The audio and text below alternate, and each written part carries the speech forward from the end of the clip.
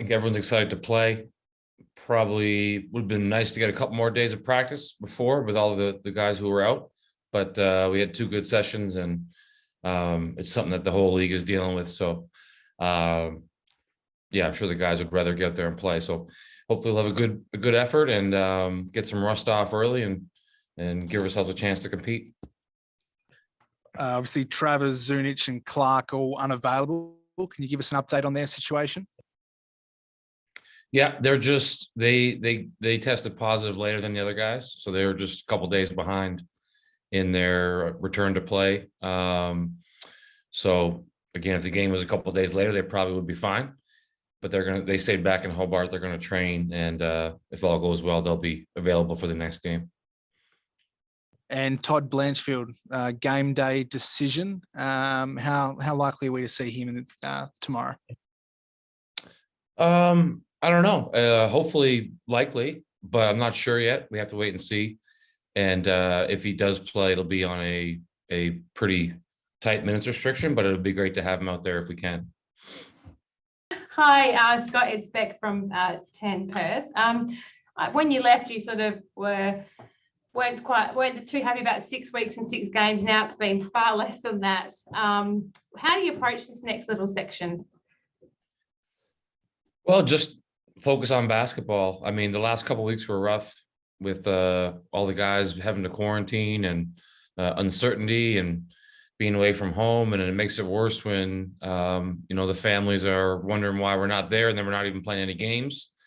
So that was tough, but we're over the halfway point if all goes well, and we're allowed back in on schedule. And we got 2 games each of the next 2 weeks, so that'll be a nice change. Yeah, it wasn't what we were hoping for when we left in terms of the amount of games, but it was pretty close. And if we can survive and play well and stay healthy, it'll be good. Good 2 weeks to get back and compete. And Hobart was, if you're going to get stuck somewhere, that was where we wanted to get stuck, I guess, just because it was kind of a home base for us. And most of the team now is out of the woods for COVID. So the rest of us that didn't test positive just got to be careful, and hopefully we can stay together for the rest of the season.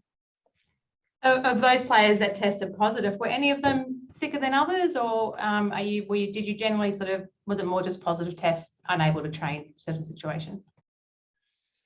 Yeah, I think a couple guys were, felt like they had the flu or a bad cold for a couple days only. But everyone got out on time, and they hit the whatever the boxes that you got to check to get out. I think it's 3 days symptom free, and then you can kind of work your way back in. So everyone was on schedule. There was a lot of huffing and puffing in the first practice, and I'm sure we'll see some second wins coming early tomorrow, but we'll try to manage that best we can. And we just spoke to the guys about that not being an excuse, because everyone has had a big layoff and COVID tests and positives and everything else. So it's kind of an even playing field. I did say back when this all started that the teams who hit positive first probably have a bit of an advantage, and I think that holds true. But again, they're not going to give us any points because we had less training time getting ready for the game. So we got to be ready to go.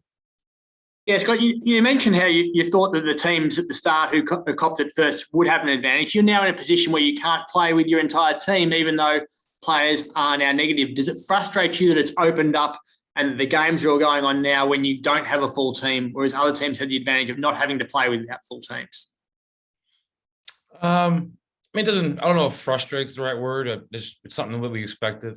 Like I said before, I'm trying to learn cricket, so I'm using the cricket analogies, but basically we just got to hit spinners, as the guys would say, and take what they give us. So, at least we have 10 guys or 11 guys potentially to play, and it's been too long without a game. So I think everyone wants to play, and we haven't been a full roster all season, and we've done okay. We have a deep team, and this is one of those things that's going to test how deep we are, and if we can play well under adversity, which we have so far. So, there's a big 4 games, and I trust the guys that we have in the lineup. It would be nice to have a full team. Like I said, that was probably the advantage of the teams who caught it earlier. But at the end of the day, at least we didn't play any games with 7 players or replacement players, and we should have the bulk of our roster going forward. And what's Josh's advice to you about how players will feel physically coming back from COVID? Do you have enough data out there to understand what it's done to their bodies? No, I wouldn't say exactly. I think every case is different too. You can just tell from the guys coming back who was struggling a little bit and who was feeling good. We've talked about maybe getting some quick subs or a quick timeout early in the game and really being a little bit more careful in the first half to see how guys are tracking. But for the guys who have played ball in the US, I kind of likened it to going into Denver, which is a very high altitude city, and people always complain about the altitude and getting their second wind. And as a coach going to Denver, you always look for the guys that were complaining, because those would be the first guys to quit. So I don't expect any of our guys to be complaining. We want to come out to a good start. We've seen other teams who've had layoffs get off to slow starts and it hurt them. So we want to be real careful that we come out strong. And if we need to take a timeout or get an early sub early, we'll do that. And on Adelaide specifically, what worries you about going into a game against them? They're players. They have some good players. They're big. They got talented bigs who can step outside and shoot threes or hurt you in the paint. Johnson, Bairstow, Humphreys, and Soto is going to play, I believe, tomorrow. We haven't seen him yet since the blitz. So, we're going to do our job on the glass like always. I think we're last in the league in defensive rebounding, which we don't have to be first in the league, but we definitely got to improve that. So that's something we want to focus on. And then their guards are going to be tough. McDermott's a really good player that controls things. Hannah's has given us trouble at times. Tough guy to match up with.